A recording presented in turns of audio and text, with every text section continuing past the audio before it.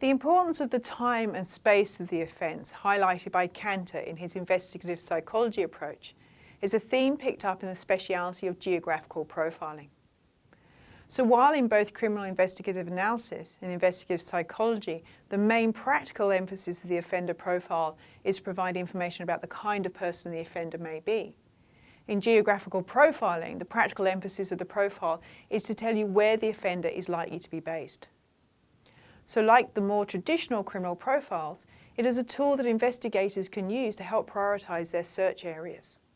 Geographical profiling is typically used to give estimates of the most likely geographic location of an offender's home, but can also be used to identify work sites or just areas that the offender is highly familiar with. So broadly, geographical profiling works on the principle that most crimes are not random. There is a reason or logic that they take place in the location that they do. Now, the various approaches to geographical profiling are based on a variety of observations of human behaviour and the resulting principles and theories. The first of these is the least effort principle. That is, as its name suggests, given two or more alternatives, people will take the option that requires the least effort or is easiest. So at a basic level, in terms of where a crime is committed, if there are two identically attractive options, then the offender will choose the one closest to him or her. Related to this is distance decay. This is the idea that crimes will decrease in frequency the farther away the offender travels from their home. So you may expect that an offender will show a preference for crime scenes closer to their home. However, they're unlikely to be too close because that would increase the chance of recognition. So close to home, but not in the buffer zone where the person is comparatively well known. But both of these principles are a bit of an oversimplification.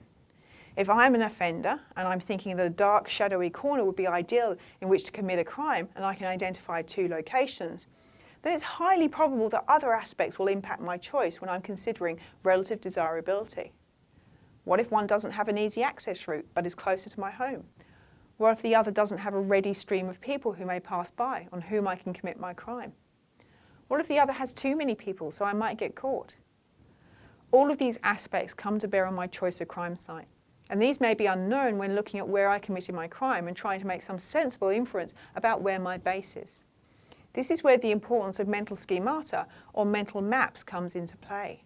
Now, these are our internal representations of an area and reflect how the person typically interacts with their environment. So aspects highlighted as significant in this area will vary depending on how you interact with that particular area. For example, a car driver may have a very different mental map of a city centre than someone who routinely uses public transport.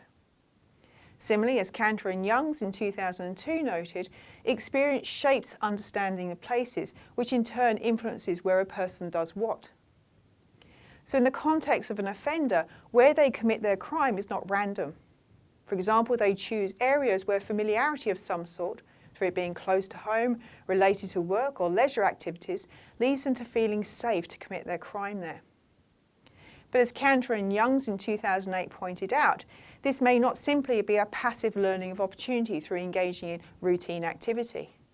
Rather, this feeling of safety might come about through seeing possibilities and, if you like, testing the area or deliberately interacting with the area to build up the necessary mental maps or schemata.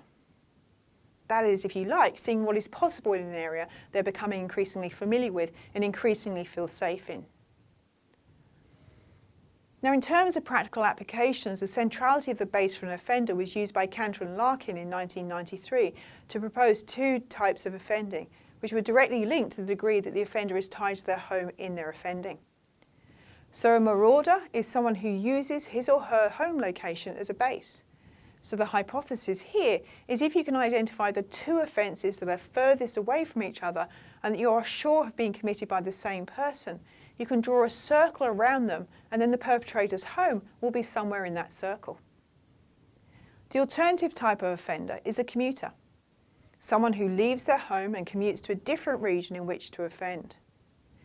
So this is useful if you can determine whether you're dealing with a marauder or commuter, but that of course raises the question of how could you know this at the outset?